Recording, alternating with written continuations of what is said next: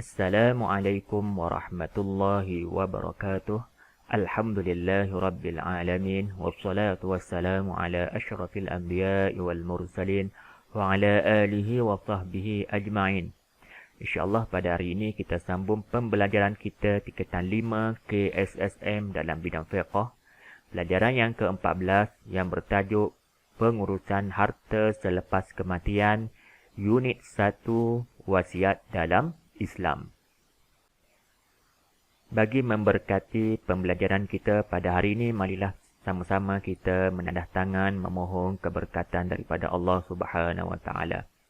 Bismillahirrahmanirrahim. Alhamdulillahirabbil alamin wassalatu wassalamu ala asyrafil anbiya'i wal mursalin wa ala alihi wa sahbihi ajma'in. Allahumma iftah alaina hikmataka wanshur alaina min khazaini rahmatika ya arhamar rahimin. Walhamdulillahi rabbil alamin. Amin amin ya rabbal alamin. Baiklah, objektif pembelajaran kita pada hari ini ialah 4.28.1 menyatakan maksud hukum dan dalil wasiat. Objektif yang kedua, menjelaskan galakan dan cara berwasiat. Yang ketiga, menjelaskan rukun dan syarat wasiat. Yang keempat, pembahagian harta wasiat. Dan yang kelima, merumuskan hikmah pensyariatan wasiat. Baiklah, kita masuk kepada objektif yang pertama dan yang kedua. Wasiat. Okey, apakah yang dimasukkan dengan wasiat?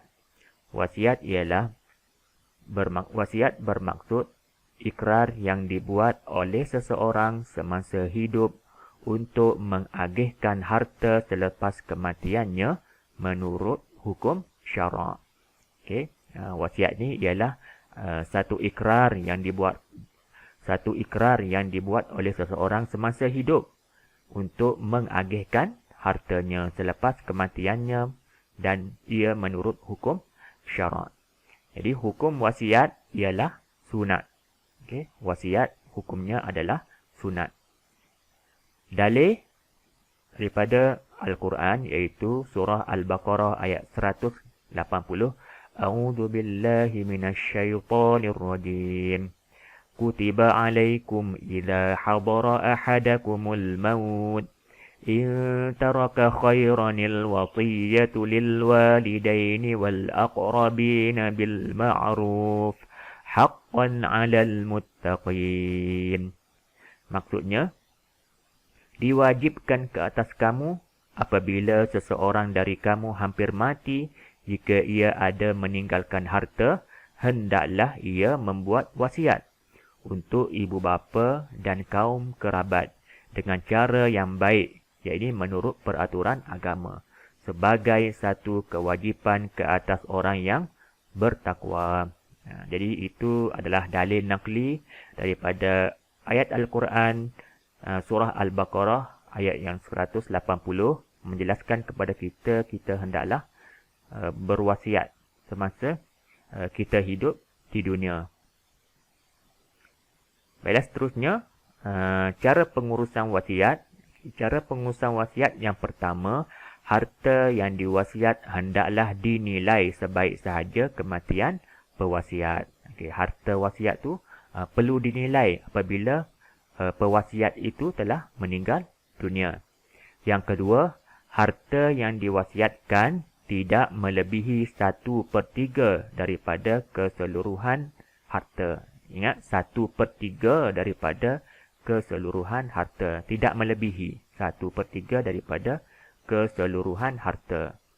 Dan yang ketiga, dilaksanakan wasiat setelah diselesaikan segala perbelanjaan pengurusan jenazah dan dilangsaikan segala hutang si mati.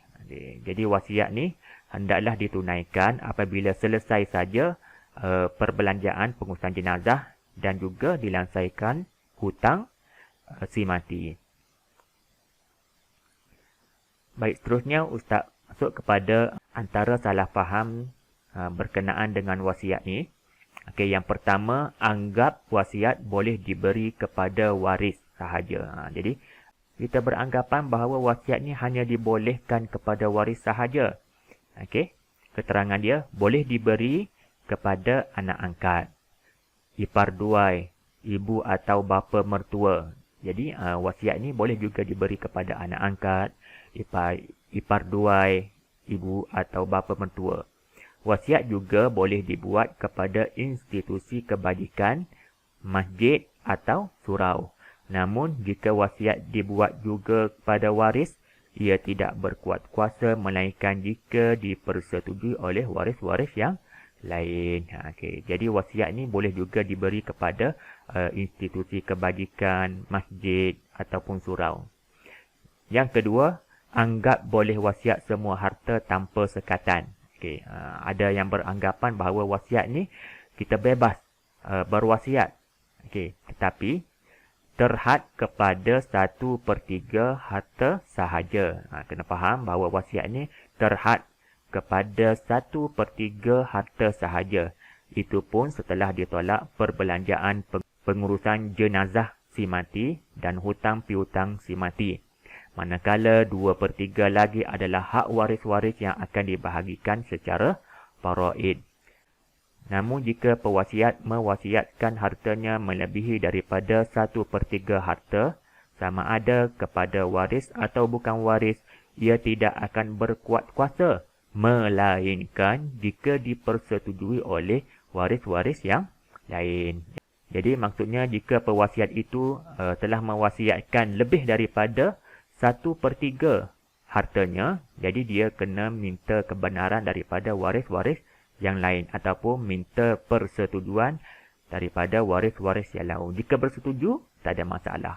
Tapi jika tak bersetuju, kena ikut faraid.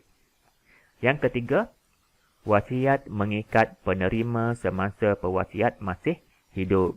Maksudnya, selagi pewasiat masih hidup, penerima wasiat belum menerima wasiat tersebut. Okey, pewasiat masih mempunyai kapasiti untuk meminda atau membatalkan wasiatnya selagi mereka masih hidup. Jadi maksudnya kat sini ialah pewasiat itu boleh mengubah-ubah wasiatnya selagi dia masih hidup. Seterusnya kita masuk kepada objektif yang ketiga, iaitu rukun dan syarat sah wasiat. Okey, rukun wasiat terbahagi kepada 4. Yang pertama, pewasiat. Yang kedua, penerima wasiat. Yang ketiga, harta yang diwasiatkan. Dan yang keempat, sirah ataupun ijab dan qabul.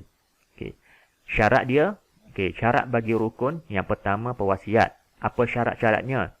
Yang pertama, mestilah berakal. Tidak sah wasiat bagi orang yang gila.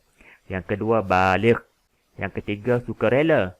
Tidak sah orang yang dipaksa. Dan yang keempat, merdeka. Tidak sah bagi hamba. Yang kedua, penerima wasiat. Penerima wasiat. Syarat-syaratnya. Apakah syarat-syarat penerima bagi wasiat? Yang pertama, diketahui dengan jelas sama ada individu tertentu atau organisasi.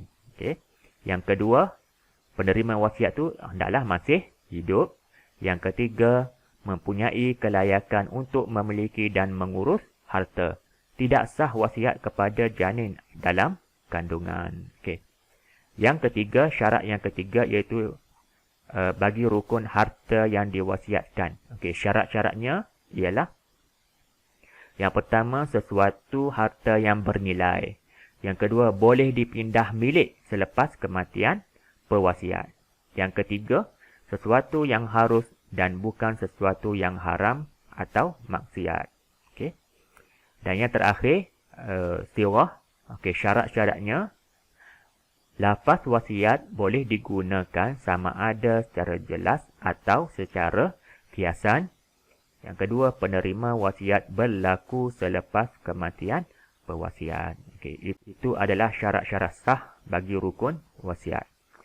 Jadi untuk memudahkan kamu ingat rukun wasiat ni, Ustaz paparkan akronim di bawah ni, bijak akronim.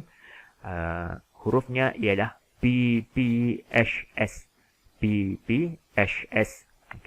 Pergi pasar hari Sabtu. pergi pasar hari Sabtu. P merujuk kepada pewasiat. P yang kedua merujuk kepada penerima wasiat. H merujuk kepada harta yang diwasiatkan. Dan S merujuk kepada surah. Jadi Ustaz harap kamu hafal akronim ni untuk memudahkan kamu ingat rukun-rukun wasiat, insya-Allah. Baik, objektif yang keempat, pembahagian harta wasiat. Okey. Pembahagian harta wasiat, majoriti ulama berpendapat bagi orang yang meninggalkan anggota warisnya, kadarnya tidak lebih daripada 1/3 harta. Jadi, majoriti ulama telah menetapkan bahawa wasiat ini tidak boleh melebihi daripada 1/3 daripada hartanya. Maksudnya katalah hartanya mempunyai 30,000.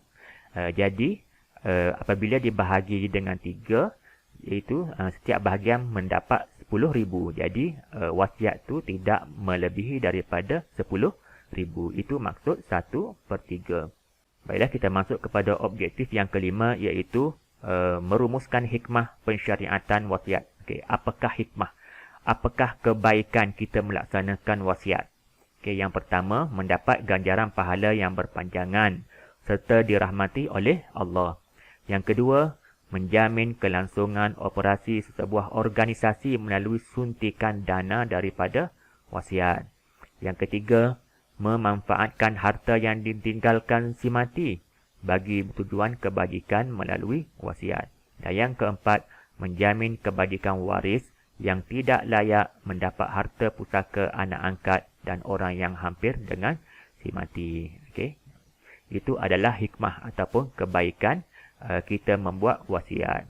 Contoh akhbar dekat sebelah ni dipaparkan, okey, banyak berlaku tentang perebutan harta pusaka, seperti berebut harta di kubur ibu. Abang mau ditetak adik gaduh rebut harta pusaka.